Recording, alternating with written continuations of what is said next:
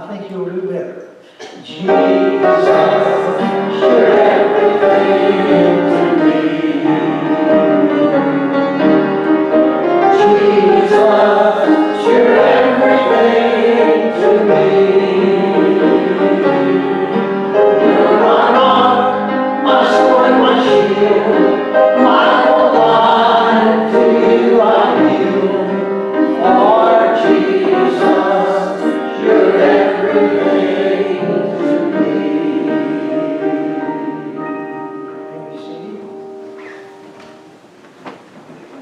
Roy, will you lead us in prayer, please?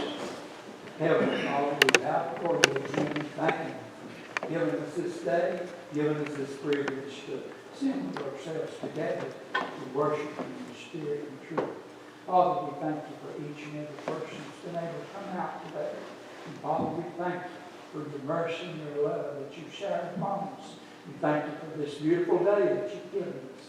Thank you, Father, for saving us through and by the precious shed blood of Jesus Christ. And Father, we pray that you'll lead and guide us.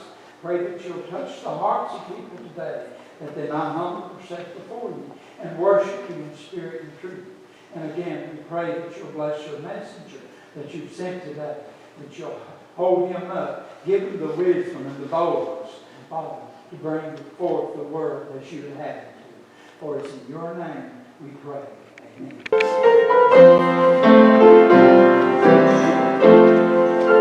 Heart, mind, and angels sing, glory to the newborn King. Peace on earth and mercy mild, God and sinners reconciled.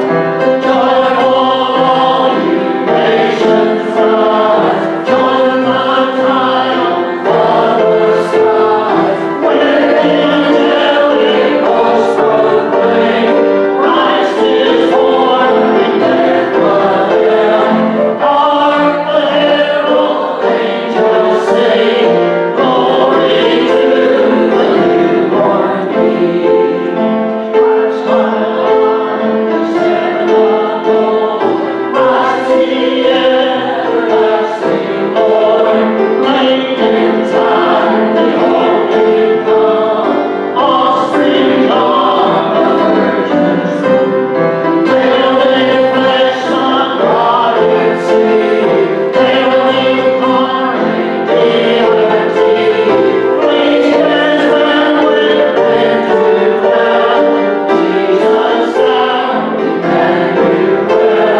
Hark the herald angels sing, glory to the newborn King. Hail Mary, from Prince of Peace, hail the Son of Righteousness, light and light to all he brings, raised with pleasing endless things. Mighty legends, glory rise, born and land, no more they die, born to praise the sons of earth, born to give the sacred birth. Hark the herald angels sing, glory to the newborn King. Come, Messiah, the nation's Son, place in us thy humble home. Praise the one the suffering see, bruised in us the serpent's sting. Adam's likeness shall we face, stand fighting in his way. Sacramentum from above, reinstate us in thy love. Hark the herald angels sing, glory to the newborn King. Well, you're doing well. Turn back to your left and look to hymn number 134. 134.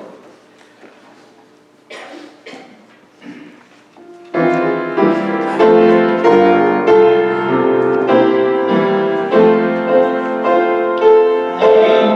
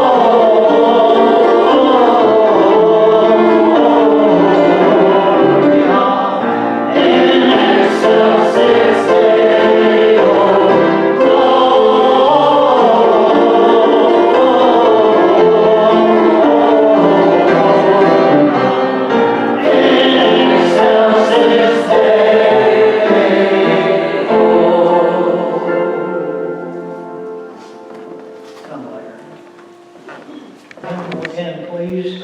Look to hymn number 133. Let us stand as we sing, "Oh, come all ye faithful."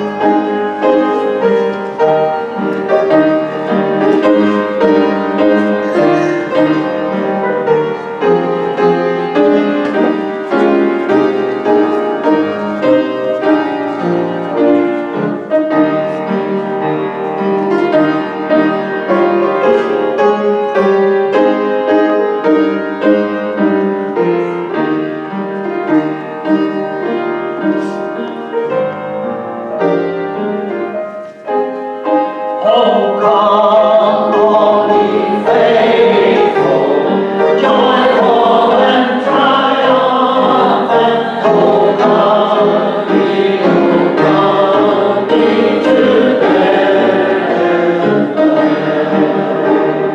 Come and behold Him, born the King of ages. Oh, come, let us adore. Oh, come, let us adore Him. Oh, come, let us adore Him. Christ the Lord. Sing, choirs of angels, sing in exultation. Oh, sing, all ye citizens of heaven above. Glory to God, glory in the highest. Oh, come, let us adore Him. Oh, come, let us adore Him. Oh, come, let us adore Him. Christ the Lord.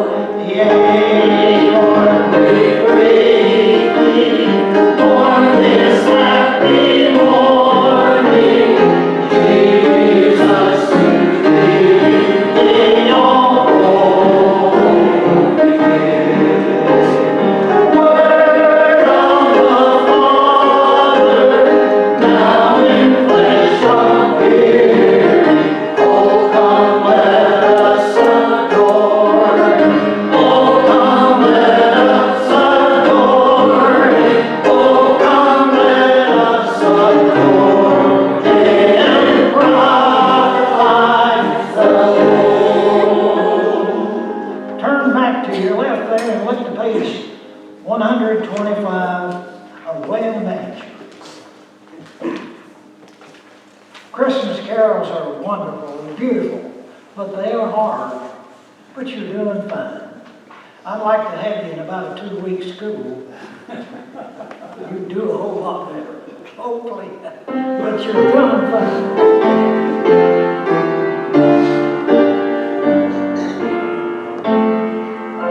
Away in the manger, no crib for a bed.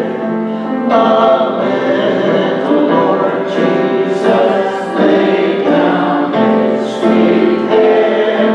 The stars in the sky looked down where He lay. The little Lord Jesus asleep on the hay. But cattle are lowing, the grazing always. The little Lord Jesus no cry He makes. I love Thee, Lord Jesus, look down from the sky and stay from our side until morning is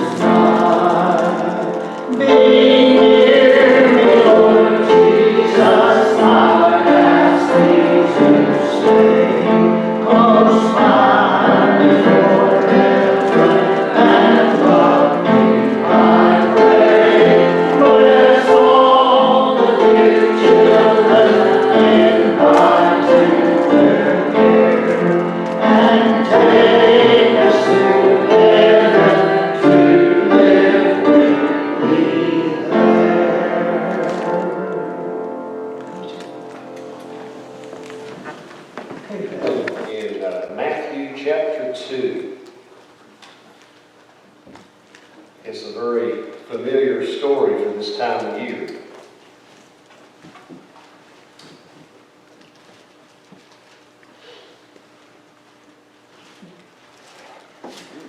It says, "Now when Jesus was born in Bethlehem of Judea in the days of Herod the king, behold, there came wise men from the east to Jerusalem, saying, Where is he that is born King of the Jews? For we have seen his star in the east, and are come to worship him." You know, the story of the wise men is probably one that we've heard ever since we were children. But as is often the case with so many of these Bible stories, there is actually so much more there once we begin to really look into it and really to study the Word, which that's what we've been called to do, isn't it?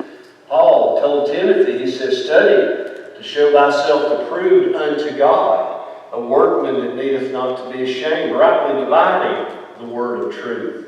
You know, one of the problems we have in our day, there's not a whole lot of rightly dividing that goes on anymore. There's a lot of false teaching that's out there. There's a lot of false understanding that's out there. And as we look at this story, a couple of things, really jump out to you.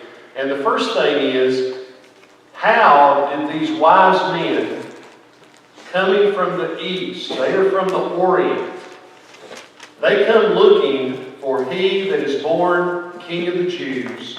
And it says here, we've seen his star in the east and are come to worship him. Well, a couple of things there. Number one, how did they know that the coming of the one who's to be the King of the Jews, that a star had anything to do with it? How did they know that that was the sign? And even with that, how did they know that this one was someone that they too should worship? But see, the reason that they knew this is because everything that the Lord does, as we were told in the Sunday school class, God has a plan.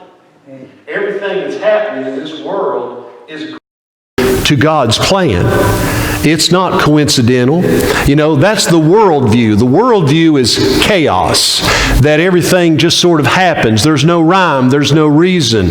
But that's not what the Bible teaches.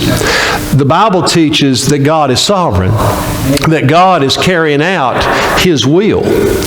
And because of that, He has in His Word already told us ahead of time what's going to take place. You see, back in the book of Numbers, there was a Gentile prophet, Balaam. Now, as we read about Balaam, he was not a nice guy, and he did many things wrong, but he did have the gift of prophecy. And here's what he said in Numbers 24 and 17. "I shall see him, but not now. I shall behold him, but not nigh. There shall come a star out of Jacob, and a scepter shall rise out of Israel, and shall smite the corners of Moab and destroy all the children of Sheth." You see, it was already prophesied not only amongst all the Jewish prophets, but there was even a Gentile prophet who mentioned a star out of Jacob, that there would be a time that this leader would rise out of Israel.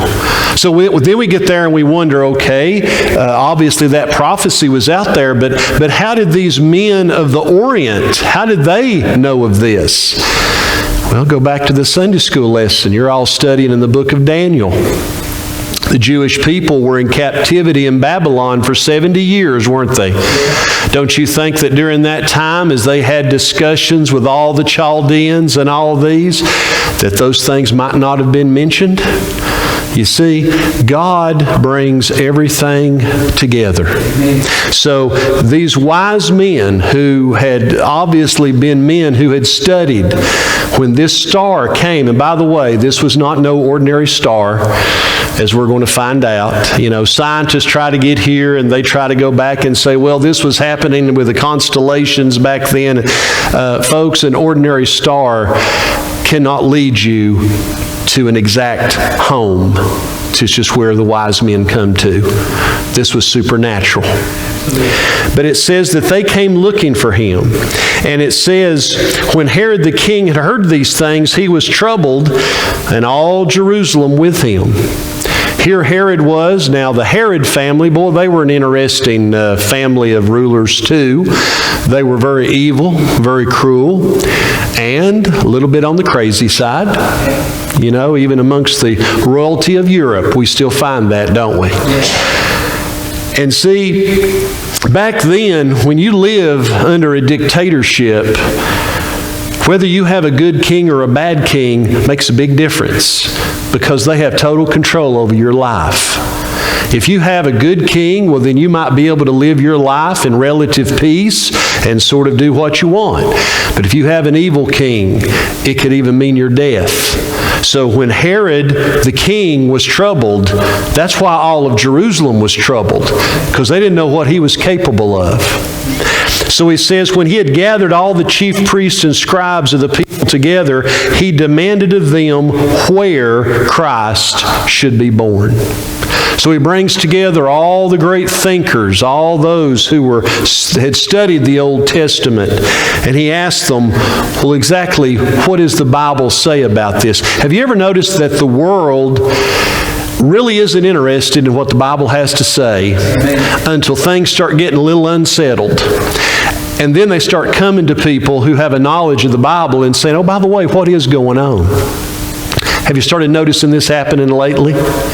A lot of times as things in this world seem to be getting out of hand, people are beginning to wonder what's going on. And, you know, I've often said that we as Christians are getting ready to enter into a time period that we're getting ready to see a prayer answered that has been prayed in churches for many years. How many times have you in church heard someone pray, Lord, just let my light shine. Let me be a light. Well, when do you think a light's going to shine the brightest? When it's the darkest. When troubled times come, this is going to be our greatest opportunity to be a light. But when that time comes, what's our message going to be to the world? What are we going to say to them? If we don't know, if we've not taken the time to do what we're told to do, which is to study this Word, then how in the world can we get there then and enlighten people? We can't.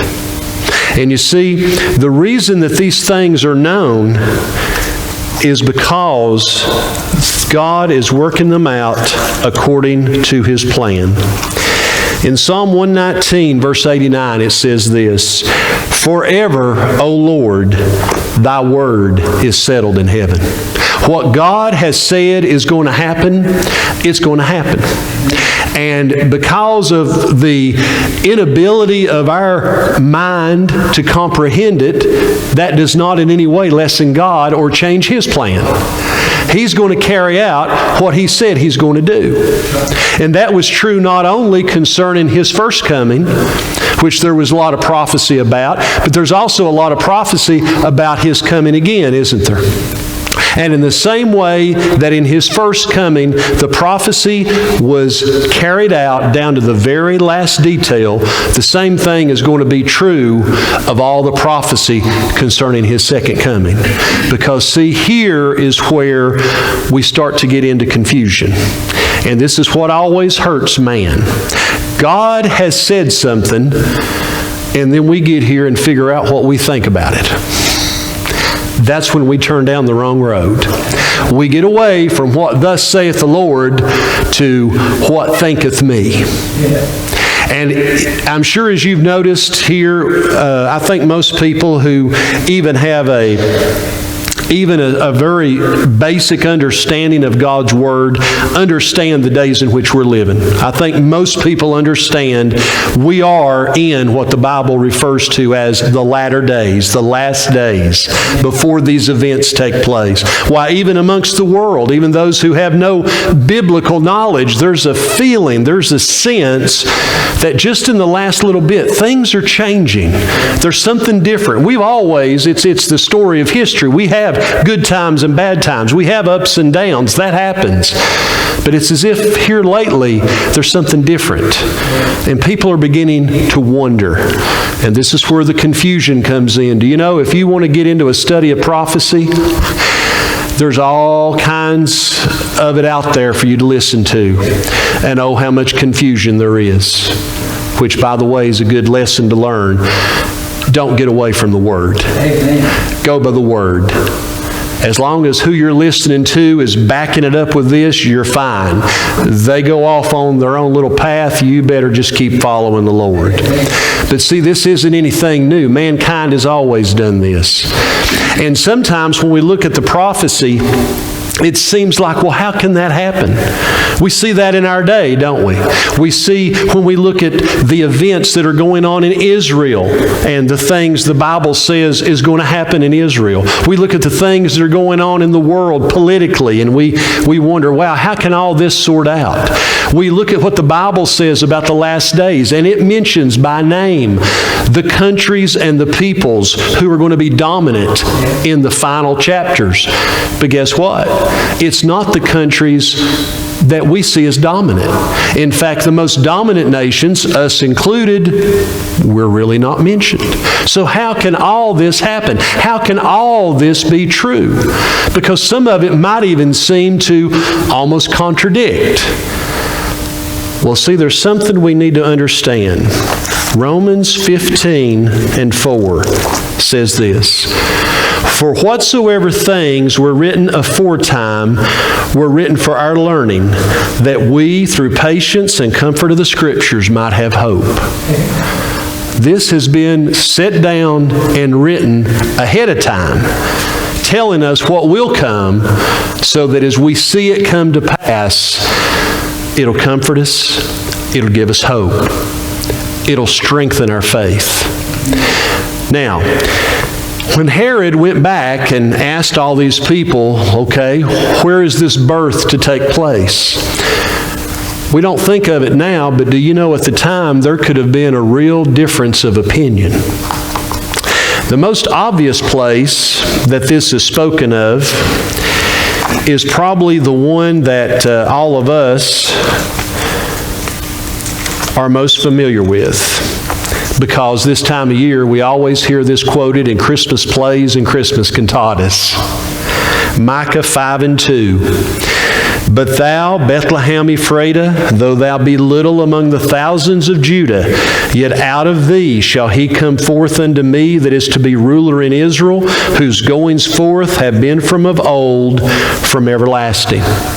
So you read Micah chapter 5, and it clearly says that this Messiah, the Christ, he is going to come out of Bethlehem. But then, if you read from the book of Hosea, Hosea chapter 11, verse 1 says, "When Israel was a child, then I loved him and called my son out of Egypt." Why, someone who would have read this prophecy would think, why, this says the Messiah, he's going to come out of Egypt. He'll be born down in Egypt. And someone might argue and say, no, Micah said he'd be born in Bethlehem. Well, it doesn't stop there. Over there in Jeremiah chapter 31, verse 15, speaking of the coming of the Messiah, says, "Thus saith the Lord, a voice was heard in Ramah, lamentation and bitter weeping. Rachel weeping for her children, refused to be comforted for her children, because they were not." Well, this mentions something going on up in Ramah. You know, Ramah is up in the north of Israel. It's as far north of Jerusalem as Bethlehem is south of Jerusalem. So how could that be? And then finally, I'll stop at 4. We've also got a prophecy in Isaiah chapter 11, verse 1. And there shall come forth a rod out of the stem of Jesse, and a branch shall grow out of his roots.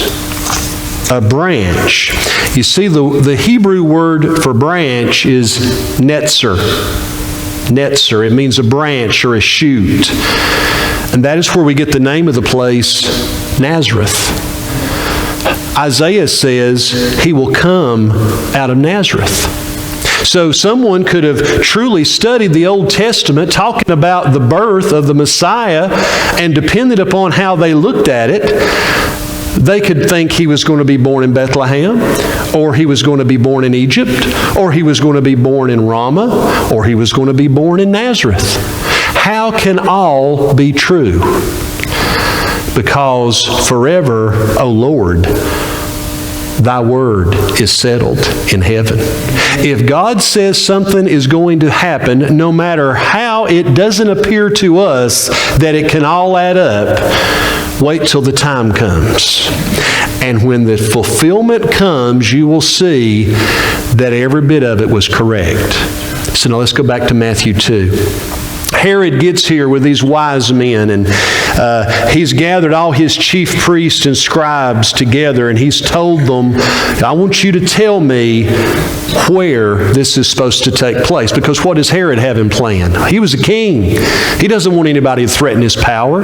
If he can find out where this child is born, he's not going to take any chances. He's going to make sure he's killed before he ever has a chance to grow up and challenge him or his descendants. And it says, and they said unto him in Bethlehem of Judea, for thus it is written by the prophet, and thou, Bethlehem, in the land of Judah, art not the least among the princes of Judah, for out of thee shall come a governor that shall rule my people Israel. Here they quote from the book of Micah. And it foretells the Messiah will be born in Bethlehem. And guess what? He was. He was. And how was this brought about? Because, by the way, Mary and Joseph, they weren't from Bethlehem.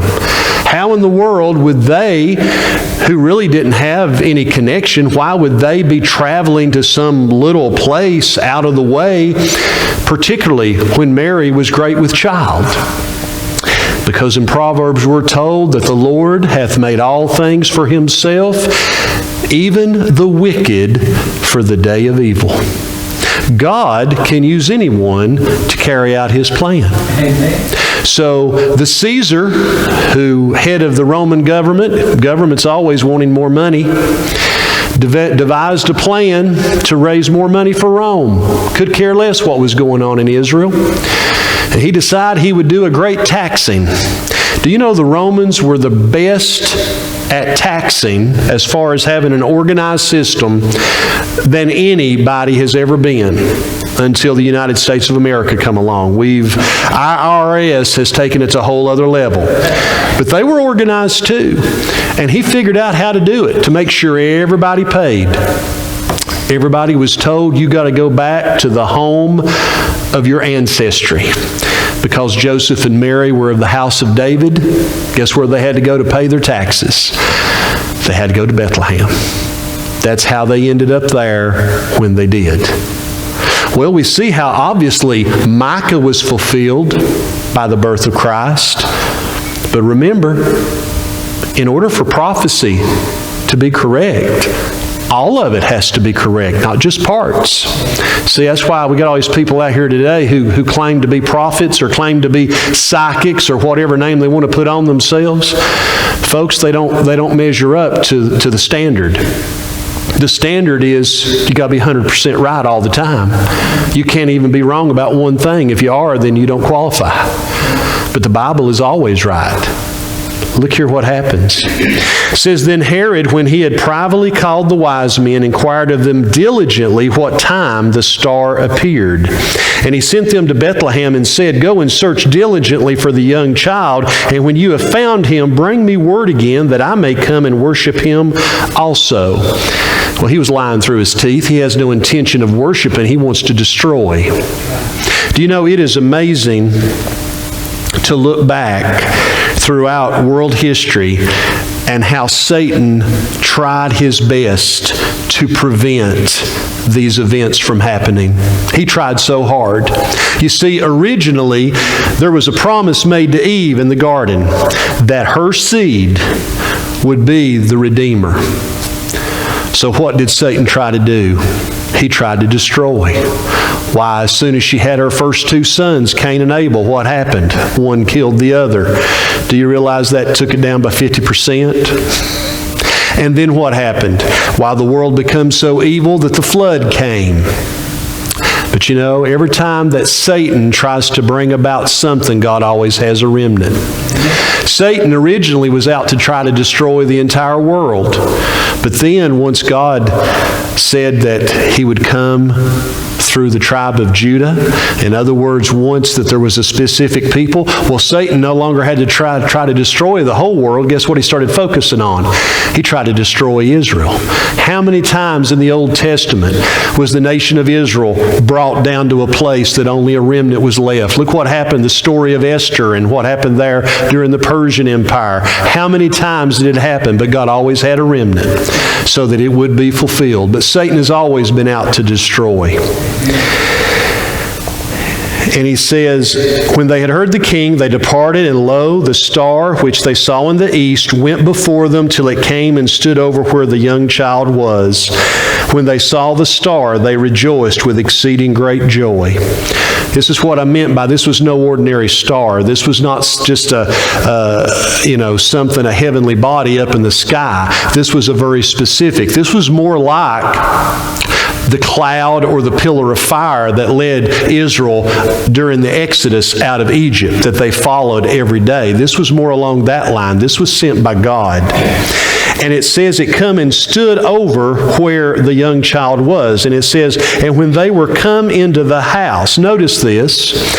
You know what the problem is with a lot of people? They get their theology from Christmas cards rather than the Bible. How many times do we have a nativity scene that has the shepherds and the wise men there? Folks, the wise men were not at the manger. It's almost a year later before they arrive. By the time they arrive, Mary, Joseph, and Jesus are in a house. They're not in the manger. And it says, they saw the young child with Mary, his mother, and fell down and worshipped him. And when they had opened their treasures, they presented to him gifts, gold and frankincense and myrrh. And being warned of God in a dream that they should not return to Herod, they departed into their own country another way. In other words, God knows what Herod's up to, and Herod is not going to be successful. But then notice what happens. And when they were departed, behold, the angel of the Lord appeared to Joseph in a dream, saying, Arise, and take the young child and his mother, and flee into Egypt, and be thou there until I bring thee word. For Herod will seek the young child to destroy him. When he arose, he took the young child and his mother by night, and departed into Egypt, and was there until the death of Herod, that it might be fulfilled which was spoken of the Lord by the prophet, saying, Out of Egypt have I called my son. You see, this is a fulfillment of the prophecy in the book of Hosea. This is how it could truly be said that the Messiah come up out of Egypt, and yet also be true that he's going to be born in Bethlehem. His coming out of Egypt was a result of what Herod was trying to accomplish, and they went down to Egypt for a while. Then Herod, when he saw that he was mocked of the wise men, was exceeding wroth, and sent forth and slew all the children that were in Bethlehem, and in all the coasts thereof, 2 years old and under, according to the time which he had diligently inquired of the wise men. See, this is why he was wanting to know the exact time period. He wanted to know what age child he was dealing with. Now, whether they told him, we saw the star 2 years ago, or whether they told him, we saw the star a year ago, and he figured, okay, I want to make sure I've got it covered. But he decreed that all the babies 2 years and younger were to be slaughtered. What an evil man. But notice, then was fulfilled that which was spoken by Jeremiah the prophet, saying, in Ramah there was a voice heard, lamentation and weeping and great mourning, Rachel weeping for her children, and would not be comforted, because they are not. This is why the prophecy about the lamentations, the mourning way up to the north in Ramah, was fulfilled. That was true too, wasn't it? But when Herod was dead, behold, an angel of the Lord appeared in a dream to Joseph in Egypt, saying, arise and take the young child and his mother and go into the land of Israel, for they are dead which sought the young child's life. And he arose and took the young child and his mother and came into the land of Israel. But when he heard that Archelaus did reign in Judea in the room of his father Herod, he was afraid to go thither. Notwithstanding, being warned of God in a dream, he turned aside into the parts of Galilee and came and dwelt in a city called Nazareth, that it might be fulfilled which was spoken by the prophets, he shall be called a Nazarene. That's the fulfillment of Isaiah 11. So those 4 prophecies which seem to contradict each other, which people probably would have argued over back in the day, turns out what? All 4 were fulfilled perfectly, exactly, and once the time of fulfillment came, everything happened just as God said it would. So what does that tell us today? That things were written aforetime for our learning, that we, through patience and comfort of the Scriptures, might have hope. Folks, one of the things the Lord told us whenever He would talk about the last days, you know what He would always begin by saying? He would always begin by saying, let no man deceive you. In other words, one of the hallmarks of the last days, and it's going to be one of the ways we know we're in them, is it is going to be a time of great deception in which people are going to accept lies as willingly as they accept the truth. Folks, we're living in that day and age, aren't we? But in order so that we don't get confused, or to make sure that our faith does not become unsettled, we need to believe what this Word is telling us is going to happen. And by the way, if you look around the world and look really closely now, I will have to tell you, you're going to have to do a little digging. You will not hear this from the media in our country. They don't tell the news anymore. In fact, we don't even know what's going on in most of the rest of the world because they never talk about it. There's many things happening right now in the nation of Israel that should be of particular importance to us as believers. We never hear it. We never hear it. So you got to dig a little. But folks around the world, these prophecies are either being fulfilled or the pieces are being moved into place for their fulfillment. And what are we told in Luke? When you begin to see these things come to pass, what are we to do? Then look up and lift up your head, for your redemption draweth nigh. Folks, we are living in a time we ought to be the most excited that we have ever been as believers. We ought to be filled with such anticipation, knowing that we are the generation that is going to see these things come to pass, while we ought to be so joyful that people couldn't do a thing with us. But unfortunately, you talk to a lot of church-going people, and what do you get out of them? Well, I'm glad I'm saved. Well, bless your heart, I'm glad you are too. Maybe if you get in the Word, you might have a little joy about the situation. You see, we're not to be those people who are down in the mouth. We're not to be those people who are discouraged or defeated or feeling like we're put upon. Folks, we are seeing the Word being carried out down to the very last detail. And a study of the Old Testament prophecies ought to inspire us even more to study those prophecies that are coming to pass in our day and time. And there's plenty of them there. There's plenty to look into. And if we would do that, it would change our outlook. And here's something else it would do. It would equip us to be the light that we need to be. Like I said to you at the beginning, we're getting ready to enter into a time period in which people are going to be looking for answers. And when they come to us and say, hey, what's going on? Are we going to be able to tell them? Are we going to be able to take that opportunity, take the word, witness to them the truth that is getting ready to take place? That's the day we're living in.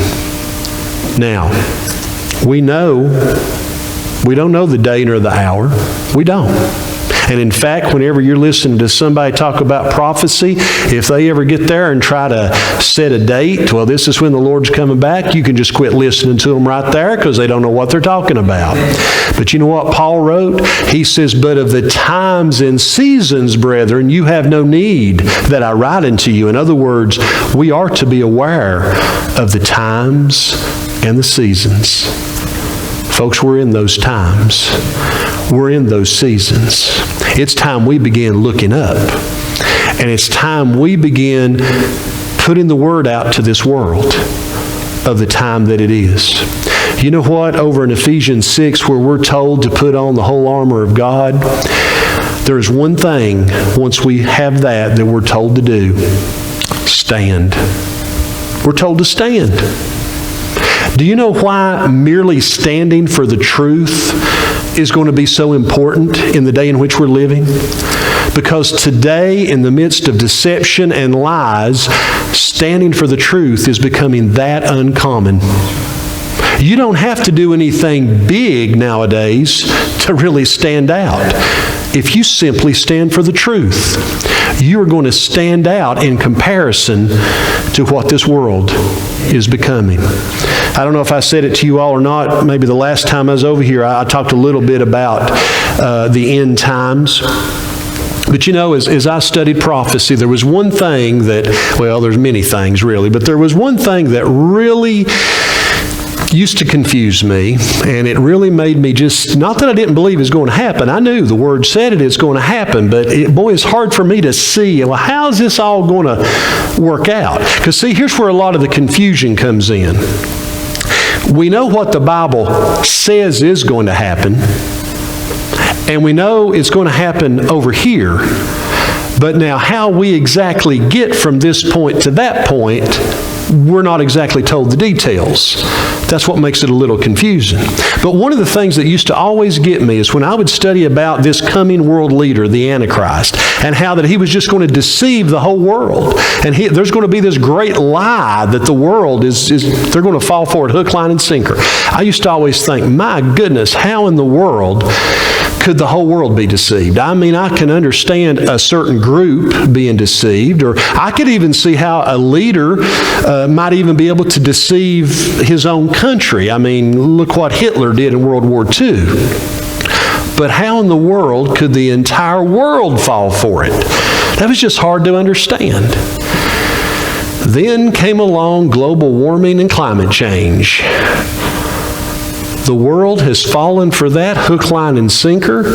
They've believed a lie, and they're all going for it. They all believe it's true, and now you get here and go, oh, okay, Lord, I see how that many people could fall for a lie. But let me tell you something.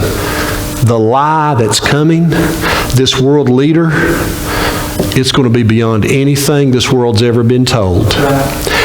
But it's going to be, and I'll just go ahead and give you a little insight here, it's not necessarily going to be a new lie. Because where do all lies come from? They come from the father of lies. So you go all the way back to the Garden of Eden, and what is Satan's lie? By the way, he's never changed it. He said to Adam and Eve, God will not do this, you shall be as gods. And that is the lie that Satan is still telling. to mankind, he is saying, you don't have to listen to God. God is not going to punish you, but instead you are your own God. You do whatever you want. You reject everything God says, you do what you think. The lie hasn't changed. Goes to show how little humans have actually progressed over the years, doesn't it? You'd think that Satan would have to change his lie. No, he's still going with the same one. So in the midst of deception and lies, we need to be those who stand for truth. And do you notice when he tells you to put on the armor of God, the helmet of salvation, the breastplate of righteousness, be girded about with truth, your feet shod with the preparation of the gospel of peace, to have the shield of faith to quench all the fiery darts of the wicked. Every one of those things we're told to have is defensive. It's defensive. There's only one offensive, and that is the sword of the Spirit, which is the Word of God. How good are you at using your sword today? Because when the time comes, you'll need to use it. Give you another example from the past, Peter. Peter had a lot of sincerity. Peter was all set to defend the Lord, wasn't he? Unfortunately, he wasn't a swordsman, he was a fisherman. So there in the garden, when he took his swing with that sword, he cut off an ear. He was aiming for a head. When the time comes for us to stand for truth, let's be prepared to use our sword a lot better. Folks, if you're going to use it, you got to spend time with it. That's the only way. If there's one thing that believers are called to do today, we need to have a closer walk with the Lord than we ever have before. So let's get there and let's ask ourselves a question. As we get here during the Christmas season and we're focused on this story, look at the lesson that is here for us, even in this Christmas story, that relates to the world we're living in. Folks, it's one thing to be able to quote the Bible. A lot of people can do that. Devil can do that. But do you know what it means? And are you applying it in your life? That is the difference. Brother Don, go ahead and let's have a song.